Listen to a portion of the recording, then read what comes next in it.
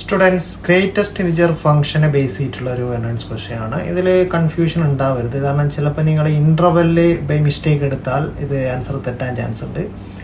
So നോക്കാം. ഇതിൽ ആകെ ഡൊമൈനിൽ 2 എലമെൻറ്റേ തന്നിട്ടുള്ളൂ. -3.01 ആൻഡ് 2.99 ഉള്ള എലമെൻറ്റ്. 2 എലമെൻറ്റേ ഡൊമൈനുള്ളൂ. ആ 2 എലമെൻറ്റിൻ്റെയും ഇമേജ് മാത്രം എടുത്താൽ നിങ്ങൾക്ക് റേഞ്ച് കിട്ടും. നിങ്ങൾക്കറിയാം റേഞ്ച് സെറ്റിൽ ഇവിടെ എല്ലാം സെറ്റാണ്, ഇൻ്റർവെൽ അല്ല കേട്ടോ.